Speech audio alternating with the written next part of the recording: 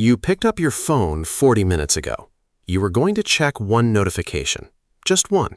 Now you're 12 videos deep into something you can't even remember the topic of. Your thumb is still moving, your eyes are still open, but something in your head feels foggy, slow, almost fried. You call it brain rot. Everyone does now. It's a word teenagers use as a joke, and a word psychologists use in actual papers. But here's the real answer, and it's way stranger than a joke phrase from the internet. Your brain isn't rotting. It's doing exactly what it was built to do. The problem is what you're feeding it. Let's start with the phrase itself. Brain rot sounds like slang. It sounds like something invented last year to describe short attention spans and doomscrolling. But the term is old. Henry David Thoreau used it in 1854 in Walden, complaining that society was abandoning complex ideas in favor of simple ones. He wasn't talking about phones. He was talking about newspapers and gossip. People have worried about mental decay from media for almost 200 years. So the feeling is not new. Only the machine causing it is new. Here's what's actually happening inside your skull when you scroll. Your brain runs on a chemical called dopamine.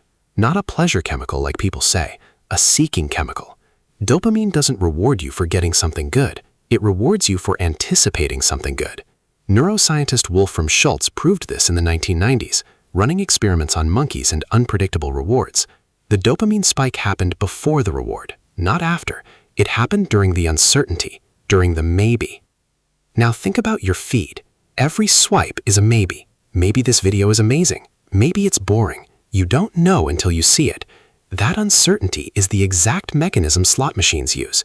It's the exact mechanism your ancestors' brains used to decide whether to keep foraging in a bush that sometimes had berries and sometimes didn't.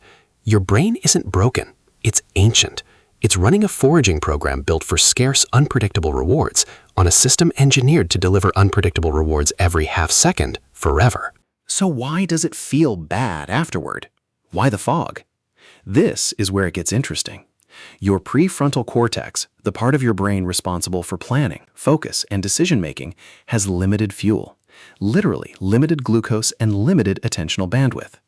Psychologist Gloria Mark at UC Irvine has spent over a decade tracking how people actually use their attention throughout the day. Her research found that the average attention span on a single screen task dropped from about 2.5 minutes in 2004 to under 47 seconds by the 2020s. Not because your brain got weaker, because the number of demands on it multiplied. Every switch between videos, tabs, and notifications forces your prefrontal cortex to reload context. That reloading has a cost. Mark calls it attention residue. Part of your brain is still processing the last thing even as you move to the next one.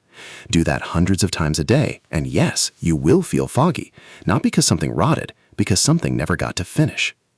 Here's the reframe. What you're calling brain rot might actually be attention residue stacked hundreds of layers deep, combined with a dopamine system stuck in permanent anticipation mode.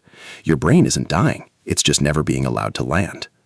What if we go back further? What if this isn't really about phones at all, but about something much older, something built into you before you were even born? Anthropologists studying hunter-gatherer societies have found something surprising about attention.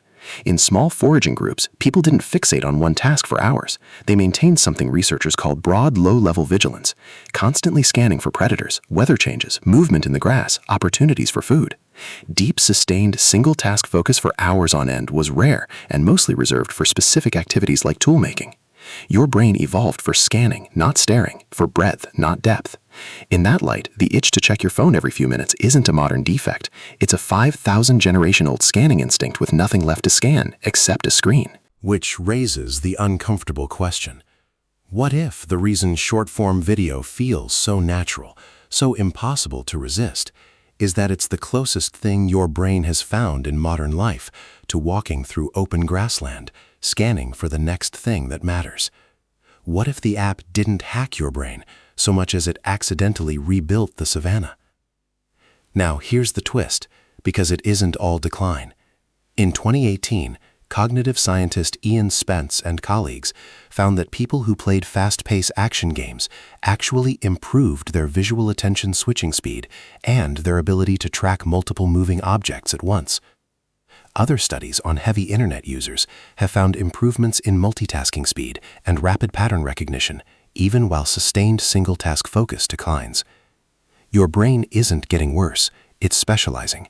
It's trading depth for breadth, exactly the trade your ancestors made when danger could come from any direction at any time. The cost is real.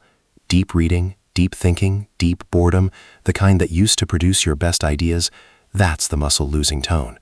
But the muscle that's growing, the rapid scan, quick judgment, always alert muscle, that one is getting stronger than it's ever been in human history. So is brain rot real? In the sense that your neurons are decaying? No.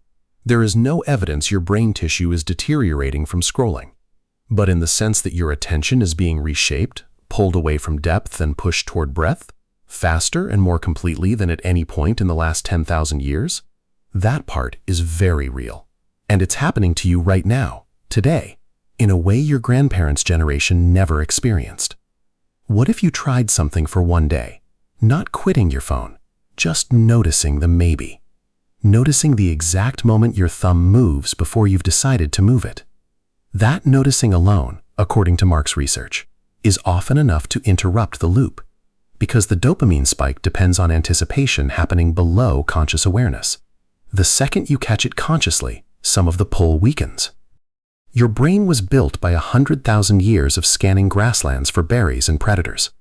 It was never built for infinite grasslands that never run out. It isn't rotting. It's foraging, endlessly, in a field that was designed to never let it stop. And the next time you pick up your phone to check just one notification, remember, your thumb already knows the real answer, and it's way stranger than a joke phrase from the internet. It's not a broken brain. It's an ancient one, finally given a field it can never leave.